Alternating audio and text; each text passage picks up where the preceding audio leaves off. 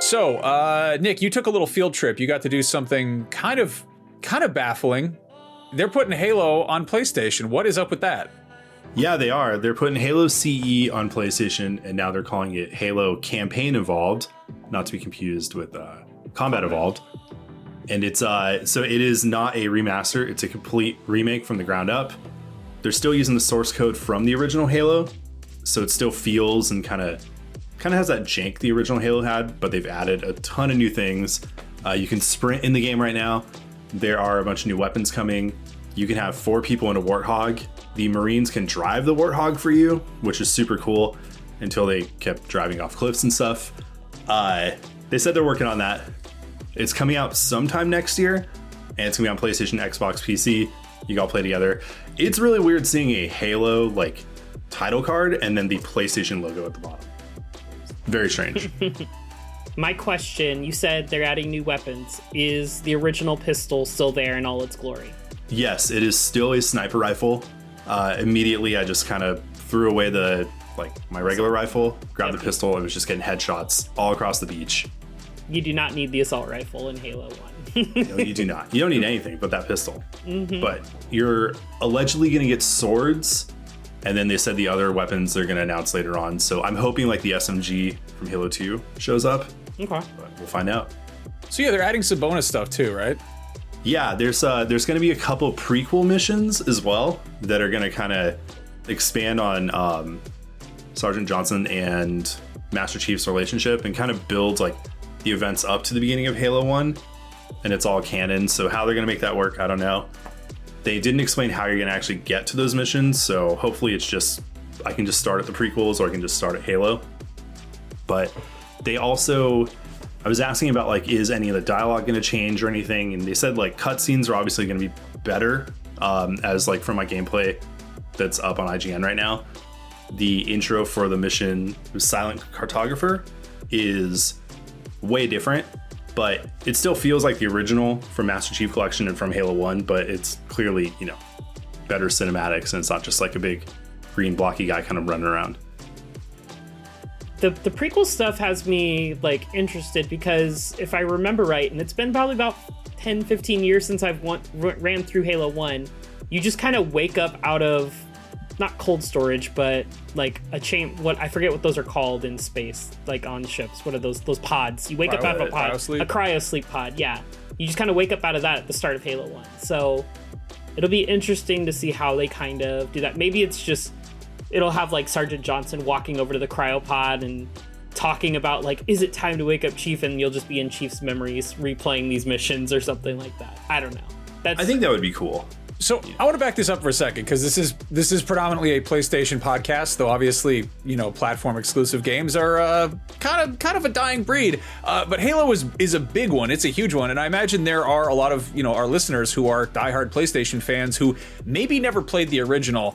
I'm curious, does this feel like a new game or does it feel like an old game with a fresh coat of paint? Do you think this is a smart jumping on point for anybody who doesn't have nostalgia for this game?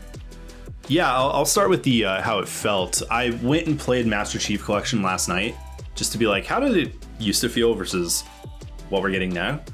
And it definitely feels like, let me not say the wrong thing here. It definitely feels like a new game in that they've added like a sprint. You can now left trigger, right trigger to shoot and zoom in a little bit. The HUD is significantly better. But it still feels like the old Halo game. So like purists are gonna like it because it still feels like Halo. You can disable all the new stuff and go back to old Halo if you really wanted to, which that game without a sprint is really slow. So I don't know why you'd want to do that. But yeah, it definitely feels like a modern game, but also like the old one, if that makes any sense. Mm-hmm. So would you say that like the Metal Gear Solid Delta is a good kind of parallel in that it's a very pretty game that still has some sort of vestiges of old gameplay design?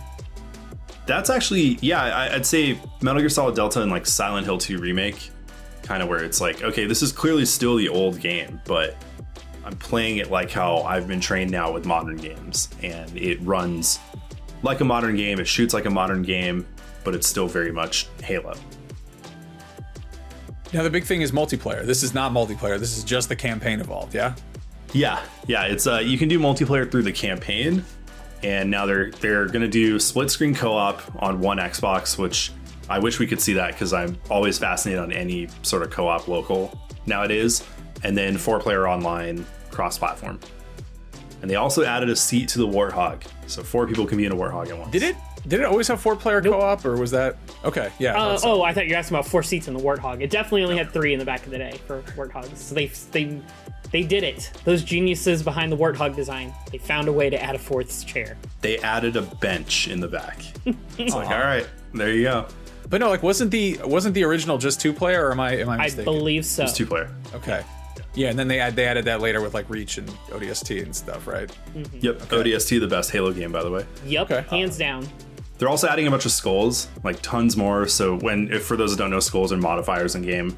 Like if you shoot, a grunt, their head will explode into confetti, or you can make the game really hard. So they said they're adding tons more of those. So the game's gonna have a ton of replay value. So that's cool. Nice. That sounds fun. Yeah, I guess. Did you get a sense of anything about like what does this mean for the future of kind of Microsoft's approach? Because I think like, I don't know, we've gotten a handful of things. We got Gears of War, obviously, but I feel like Halo is really like the big one. Does it feel like this is sort of the first step for the Halo franchise on PlayStation, or is this like a special occasion, or what? I hope it's the first step of many, just because it would be cool to play these games with more people. They're definitely tying this around the 25th anniversary, which is next year. They didn't give us a release date, but to be fair, the first Halo came out in November of 2001. Maybe November of 2026 makes sense, unless they want to go up against Grand Theft Auto and earlier in the year, which seems crazy. I don't know. I think they got a shot. I think putting an Xbox game on PlayStation, I think that could be the real Achilles heel for Rockstar's 13-year magnum opus. What could go wrong?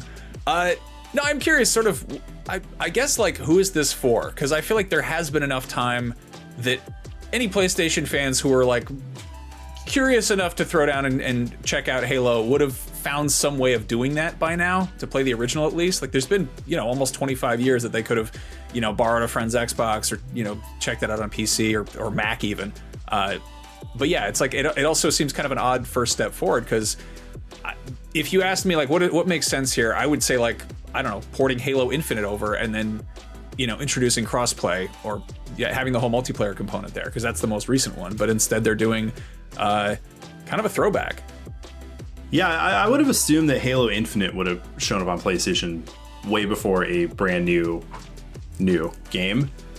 It is kind of a bummer that there's no multiplayer, just because it's like you're trying to get this whole PlayStation audience that allegedly has never played Halo in the last 25 years, but you're not going to let them play the multiplayer, which is the reason why people love Halo over the last 25 years.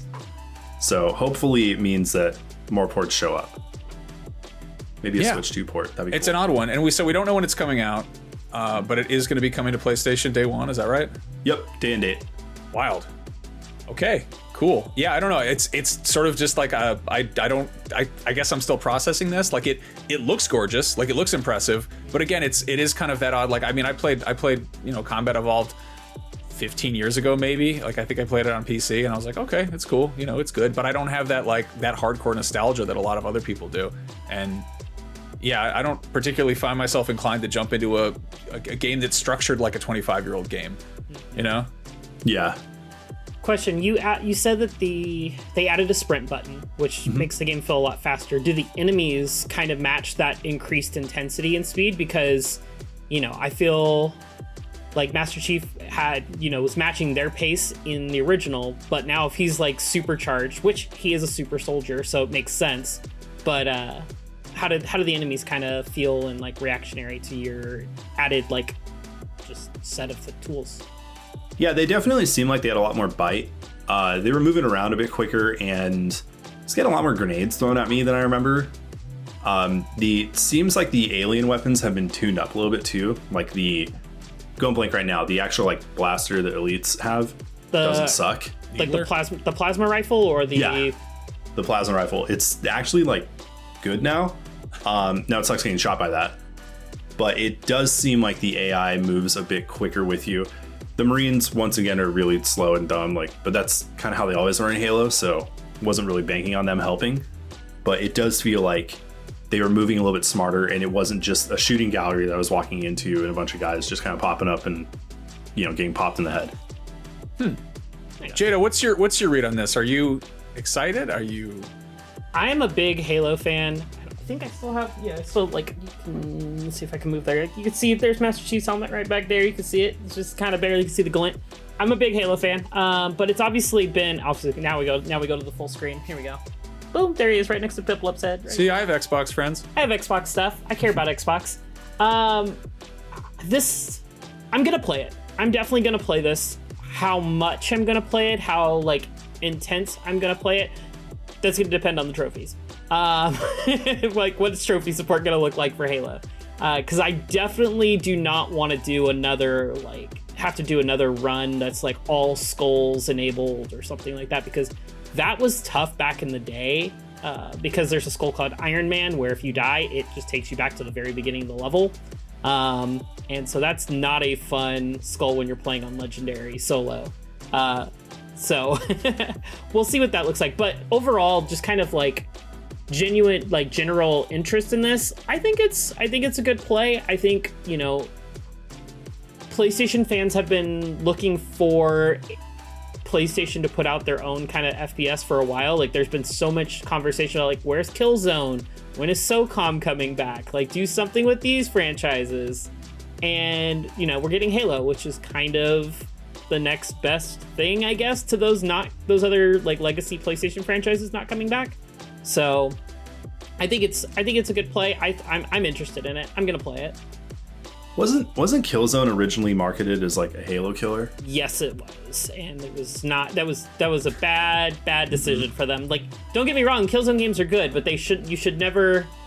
I don't know. I guess it was a very different time in the industry. You know, back then everybody was taking shots at everybody else constantly, trying to one up each other. So it made sense for that kind of rhetoric. That was Guerrilla, right? That made Killzone? Yeah. Yes, it was.